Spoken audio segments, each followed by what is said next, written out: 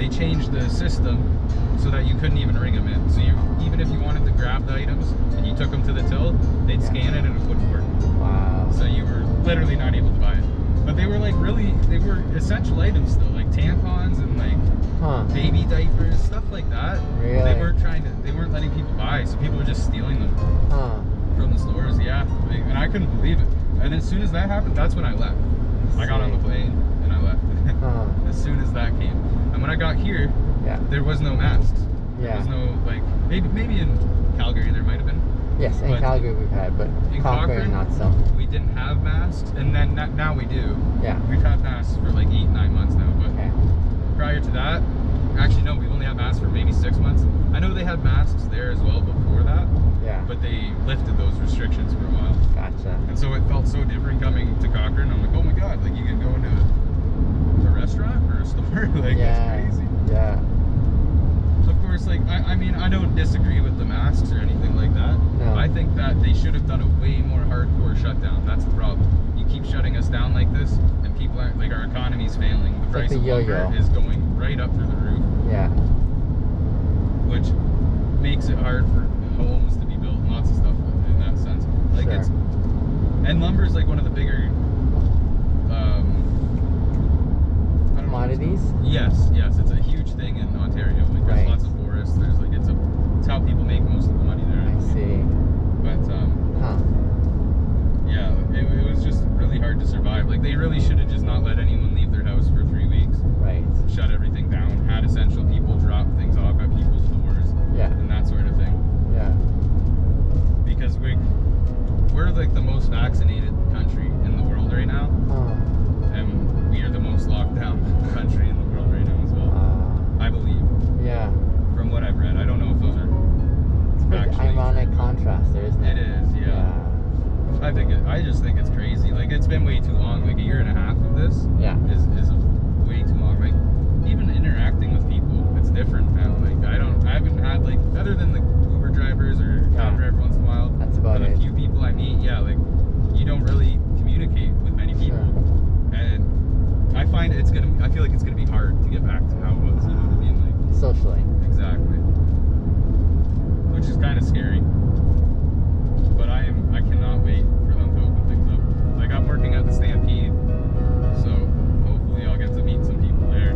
I imagine so. Yeah. I see, like, from my vantage point as an Uber driver, I see those who are still super cautious, and even as things are opening up and like restrictions are being lifted, I see those people who are saying, I'm not ready yet, so I'm definitely gonna still play it really safe.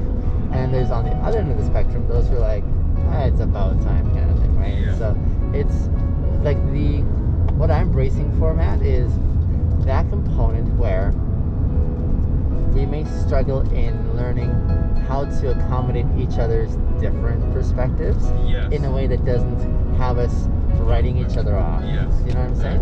And that's the part I'm not quite optimistic about, because I don't think we've had a lot of practice with that.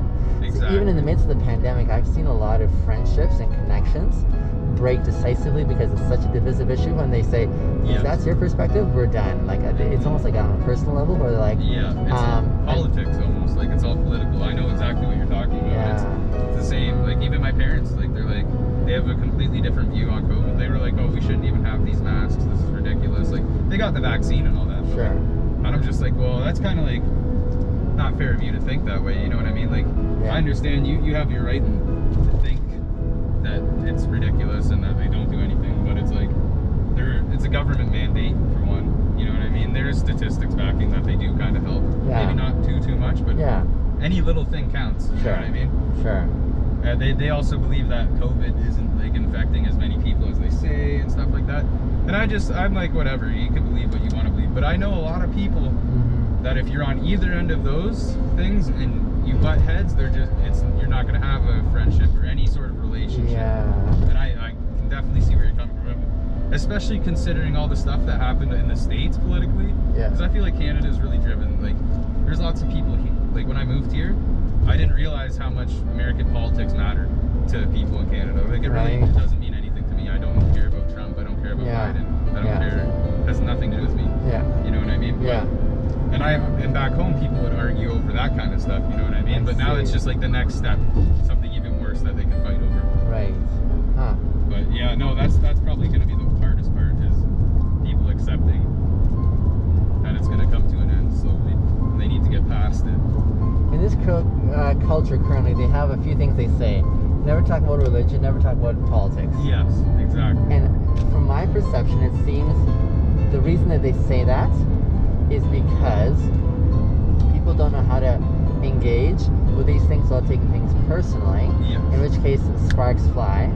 So, like, how to be able to hear a different perspective that is opposite from yours, which you hold at the gut level, without actually feeling like it was against you personally, is a challenge, right? Mm-hmm. And perhaps a challenging thing to practice is if you don't have a safe space to kind of start, you know, exploring what could this look like if I could hear a different perspective that challenges my very gut level feeling on something, and I don't have to take it personally, and I can have the choice to say, I acknowledge your right for that position that I don't hold, or something along the line, you know? Exactly. Yeah, that's a tough one. It is tough, and especially being when I worked at the liquor store, people love to tell you their opinions on everything, right? Obviously, being a retail worker, you don't interject or say anything, or even let anyone know about your views. Sure. In case of that simple fact, if they don't agree with you and they get mad at you, you know what I mean? People come in without a mask, I don't say anything. Or sometimes they'll say something, they'll be like, oh, I forgot my mask. Like, would you like one? If they say no, then I'm like, all right, like, I'm not gonna. Yeah, for sure. You know what I mean? Of course. It's you know what I mean? Everyone's got their own choice and opinion. Sure enough, so 100% you're right, but I will say this though, there's some lunatics out here, like in Cochrane, like some people. Do you know what QAnon is? No. Okay, me neither. But it's like a conspiracy theory. Okay. Like a really nutty one. Okay. It has to do with like Trump's trying to get. I don't know. The banks are all making money off of us, and Trump's trying to get that money back from them. I don't know. Like, I see. It seems kind of really outlandish. Yeah. I don't know anything about it. I've never even heard of it before I moved here. Yeah. But there's a lot of supporters of that in Cochrane. Yeah. And if you don't know about it, and it really does sound like insanity. Huh. And people will come up and they'll spew their opinions, like saying the vaccine. Are you vaccinated? I am, yes. My first one, my second one's coming up here in, let's see here. Okay, yeah, see, so they were saying the vaccine is like it changes your DNA, and it's like, that's just not even possible. Like, it's not even plausible. Like, the only thing that can change your DNA is radiation, cancer. So the two things that I know of, at least, you know what I mean, personally, and it's like, I don't, no vaccine can change your DNA. At least to me, that seems so outlandish and so crazy. But like, you just gotta respect their views, right? Sure. Like, all right. And that's one thing I'm trying to get away from, is that, because it's like, I don't really mind being around people like that, but it's like, it's hard to continue a conversation when you have no idea what they're talking about, or they seem a little crazy to you.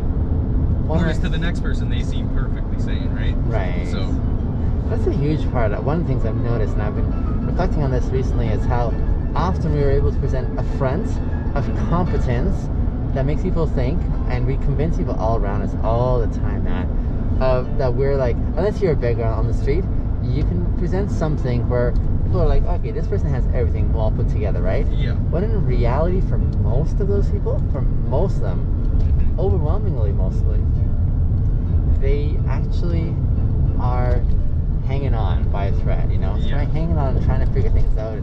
They don't quite have everything in the right order or sequence or commitment, and so we fool ourselves so often, it seems, to be able to think, okay, they present this, so they must be this, as opposed to, actually, they're presenting this, but there's more underneath the radar that it may take time to learn about, right?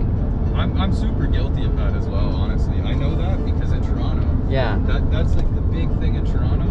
Is it's like the Instagram, you know what I mean? You're taking pictures of the best moments of your life and you're putting them out there, right? Sure. So people look through that and they're like, oh, they see money, or they see you traveling, having fun. They think that is your life. You're not there for the other 300 days of the year where you're sitting there struggling. And so that's why I say I'm a bit jaded from Toronto, is because everyone's trying to put something out there. They're trying. I don't know if they're trying to convince themselves or other people or whatever it is. You know what I mean? And a lot of the time, I take these people at face value. So just like I say, oh, those people are crazy. It's like they might just have one crazy view. And everything else about them could be perfectly cool. You know what I mean? But to me, they seem utterly insane because of that one thing, you know? And I get what you're saying when you bring that up, because that's something that I feel like a lot of people do. Majority of people, if not all. Yeah. And I mean, I don't fault people for being in that realm, you know? Because here's the thing. The question I'm often asking, Matt, is what can I hold this person responsible for? Especially if this person has never had models in their life or examples of what could be, right? It seems really unfair for me to judge them based on that if they haven't had that in the first place. Whereas it seems a more appropriate progression for me is, let me acknowledge where they're at. I don't have to necessarily agree with it, but I'll try and sense how open they are to a different perspective, for example, right? Are they accessible that way? Or is it more like, they probably need some more time still? No, exactly. Yeah. Definitely. I find it's really big in small towns. Small towns are very stuck in their one way of thinking. Sure.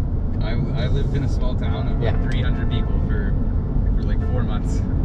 And they were just like, it seemed like they were still living in like the 60s or 70s, you know what I mean? Like some of them didn't know how to read and write, you know what I mean? Things like that. And things that seem so normal to me. Sure. Were absolutely not the norm there. Yeah. But yeah. Some people just are incapable of seeing things from any other perspective, though. That's one thing. And you know, the older one grows, the harder that gets. Yes, the older one grows, the harder it gets to be able to say, actually, like here's another way that's challenging my present view, which I find more compelling when it shifts, right? Because it's you kind of get settled in your zone. And exactly. I get you live that a certain way for so